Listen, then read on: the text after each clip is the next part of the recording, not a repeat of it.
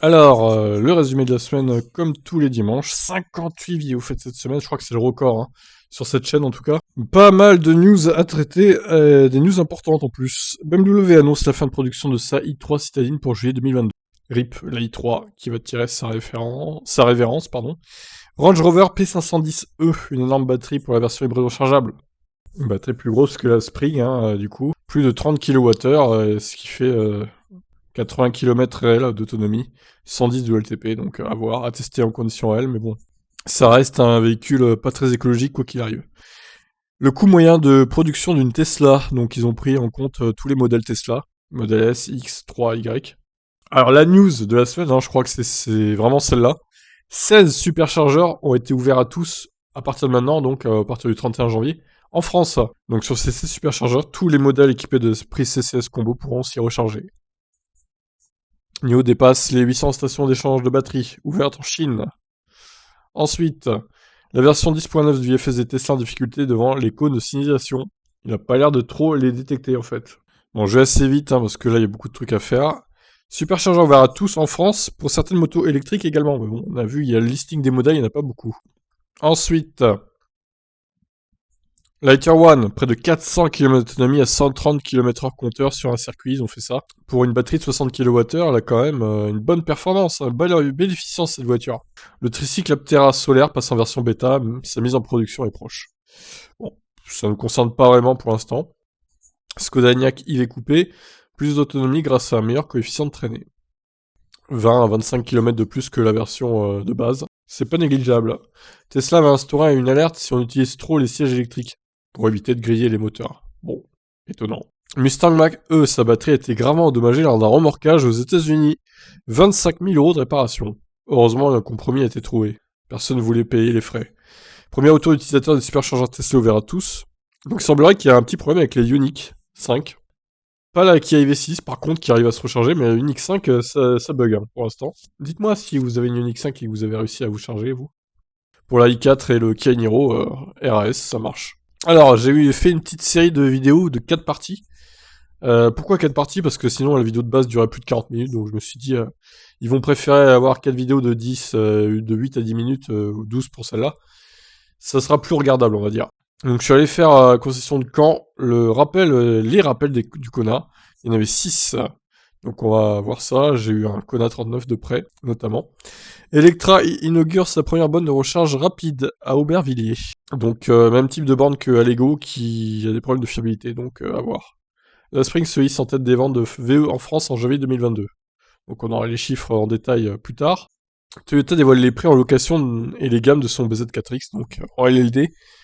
On part à près de 400 euros, hein, voire 500 euros pour certaines finitions, ce qui est juste hors de prix en fait. Claire des superchargeurs Tesla ouverts à tous en France, Pays-Bas et Norvège. Et oui, il y a 3 pays maintenant où les superchargeurs Tesla sont ouverts à tous. Et c'est pas prêt de s'arrêter, je pense, au fil de l'année. Tesla rappelle 54 000 voitures aux États-Unis pour retirer la fonction Rolling Stop. Donc ça sera fait dans une mise à jour, évidemment. Musk répond avec violence au journaliste qui a écrit l'article original du rappel des Tesla. Il a traité de lobbyiste, notamment. Ça tire à balles réelles hein, sur Twitter. Le top 10 des voitures électriques les plus vendues dans le monde en 2021. La Model 3 est largement en tête. Une pétition circule pour mettre un préconditionnement sur la batterie des Kia et Hyundai, notamment Kona et Niro et Ioniq 5 et Kia EV6. Alors j'ai eu pas mal de commentaires. Ah mais signe quand même la pétition, c'est important pour ceux qui la veulent. Non, non, mais je vais rien signer du tout les gars. Moi je trouve que pour le Kona et le Niro, c'est pas hyper important de mettre une option de préchauffage de la batterie, hein, sachant que les voitures prennent 77 kW max, ça n'a que peu d'intérêt. Par contre, oui, effectivement, pour la Kia EV6 et la Ioniq 5, ça a déjà plus d'intérêt puisqu'elle recharge à plus de 220 kW. Donc effectivement, ça pourrait être intéressant. Maintenant, j'ai pas envie de la signer, vous n'avez pas m'obliger à faire ce que j'ai pas envie de faire, hein, clairement. Alors, partie 2 du rappel Kona, petit comparatif avec le 39, hein, qui consomme un peu moins que le mien normal, il est 200 kg moins lourd. Ça paraît logique. Et à la fin de cette vidéo, il y a le détail des rappels. Vercor officialise sa gigafactory de batteries près de Dunkerque pour les futures Alpines. Donc d'ici 2024-2025 a priori, à voir. Fresco XL, une berline électrique 8 places qui ne sortira a priori jamais. Bah oui, Fresco, les vapor cars. Hein. Ensuite, Koenigsegg présente un moteur électrique au rapport poids-puissance record. Koenigsegg qui se lance aussi dans l'électrique. Hein. Une Spring 2 en préparation avec plus d'autonomie? Pas avant longtemps, apparemment. Dommage. Mercedes s'associe à Prologium, concernant les batteries solides. Bon, à voir hein, dans le futur. GM vise le million de VE vendus en 2025 et a pour objectif de battre Tesla. Bon, va falloir augmenter l'objectif, les gars, si vous voulez battre Tesla, parce que les 1 million, ils les font largement en 2022. Donc, 2025, compliqué. Ils seront à 4 ou 5 millions. Hein. Suite au succès de la Kia EV6, Kia France revoit ses objectifs à la hausse. Et oui, elle marche bien la Kia EV6, mieux que prévu chez Kia, en tout cas. Musk, Joe Biden est une marionnette à forme humaine. Ils s'aiment pas les deux. Hein. C'est une haine viscérale entre les deux, visiblement. Freinage fantôme Tesla, plus d'une centaine de plaintes aux États-Unis. Les problèmes continuent. Avec les freinages fantômes, bon, vous m'avez dit dans les commentaires, globalement, moi, ça, il y a du mieux, mais il y en a encore quand même. Hein. Alors, partie 3 du Kona, du rappel des Kona, des rappels du Kona plutôt. Du coup, info sur le changement de batterie qui aurait lieu en mars a priori. Faut que Hyundai me recontacte évidemment pour définir le rendez-vous. J'aurai donc une batterie neuve a priori pendant 1 jour et demi d'immobilisation de Kona. Donc j'espère qu'ils me prêteront le Kona 39 hein, pour que je puisse bouger au cas où, même si c'est moins loin que le Kona 64 du coup. Ce sera toujours mieux que la Lyon. Tesla met à jour la carte des superchargeurs avec pas mal de nouveautés à venir en 2022. Pas mal d'ouvertures prévues en France. Walmart roulant en Ford Transit électrique. Pas très utile hein, comme actu. Tesla se débarrasse de sa fonction rolling stop suite aux pressions de la NHTSA dans une mise à jour 10.10 du FSD. Nouveau rappel massif pour Tesla concernant un problème d'alerte de ceinture de sécurité. C'est l'alarme hein, en gros, pas la ceinture en elle-même. Une mise à jour encore, pas un rappel. Hein. Pour le coup, il parle de rappel hein, dans les médias, mais bon, c'est plus une mise à jour qu'autre chose. Hein. File d'attente superchargeur Tesla, des images qu'on verra de plus en plus régulièrement à cause des superchargeurs ouverts à tous peut-être. À voir. Ensuite, Tesla a ajouté une nouvelle fonctionnalité dans son appli, statistique de recharge. Plutôt utile hein, pour voir combien tu as dépensé dans ta recharge. Tesla propose des superchargeurs gratuits cet hiver en France, Allemagne, Norvège et Suède. Alors ça, pareil, grosse news. Hein. Dans l'est de la France, vous voyez hein, sur la miniature, les superchargeurs seront surtout gratuits avant 10h et après 18h, il me semble de mémoire. Et ce sera du vendredi au dimanche. Donc vraiment, si vous voulez partir en vacances, c'est pour éviter une congestion des superchargeurs en gros. Si vous devez partir en vacances, prévoyez des horaires où ce sera gratuit pour le coup. Comme ça vous évite d'attendre et ça vous évite de payer. C'est le bon plan quand même. En Chine, Tesla propose de changer la couleur du modèle 3D de l'écran d'accueil. Bon, ça, c'est du gadget, hein, ça sert pas à grand chose pour le coup. Le Fisker Océan va faire ses débuts en Europe à Barcelone. Au mois de février, fin février, donc à voir. Alors, dernière partie du rappel. J'ai testé une recharge le lendemain et j'ai assisté à une défaite totale. Ma batterie est bridée à 91%, je peux pas recharger plus en fait. En gros, le débit à 90% est toujours assez bon. Puis ça chute jusqu'à 0.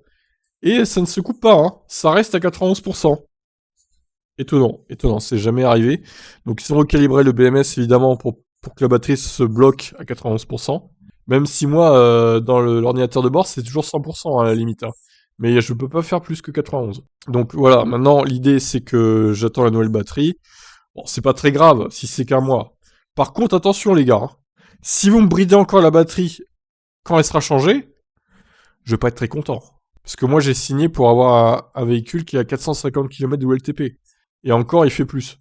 J'ai pas signé pour un véhicule qui fait 420 km d'autonomie, quoi. Hein. J'ai pas une idée 3, les gars. Hein. J'ai pas un Kona 58 kWh, moi. Hein. Non. Donc, à un moment donné, j'espère que ça sera réglé. Au changement de la batterie.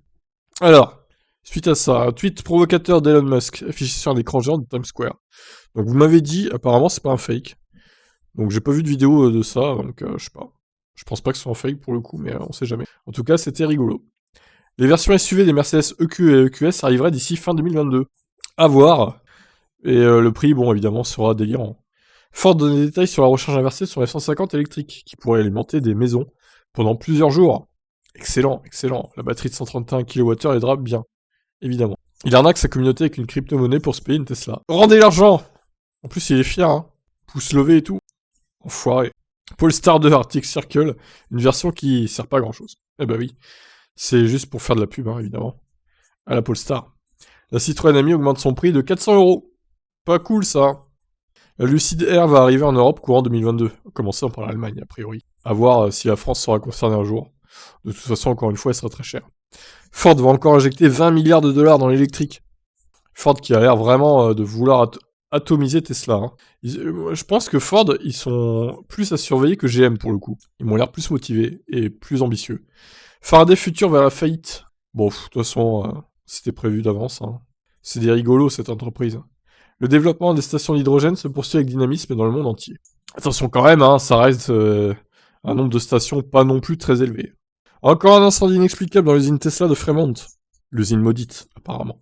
Il se passe toujours des trucs, des scandales sexuels, des incendies, une tuerie à un moment donné. C'est n'importe quoi cette usine, vraiment. Hein. C'est vraiment l'horreur. Hein. Il faut la fermer. Hein. Polestar ouvre une station de charge rapide gratuite pour tous et en Allemagne. Ça c'est beau ça. Malheureusement, ça fermerait en avril. Donc à voir, à suivre. Australie, ils volent une Tesla et se font troller à distance par la propriétaire de la voiture qui klaxonne, qui ouvre les fenêtres, qui les a suivis à la trace grâce au mode GPS. Ça, c'est magnifique, ça. Et enfin, on finit la semaine avec évidemment une étude de l'Aver France. Les Français seraient de moins en moins intéressés par les VE, selon les pourcentages. Hein. Bon, après, ça reste à confirmer quand même, parce que bon, on sent quand même qu'il y a de plus en plus de ventes, donc ça veut dire globalement que les Français sont de plus en plus intéressés par les VE, globalement. Sinon, les ventes seraient en recul. Bon, après, voilà. Alors, à l'instant publicité, hein, je vous rappelle, il y a ma chaîne TibF1 sur la Formule E, si ça vous intéresse.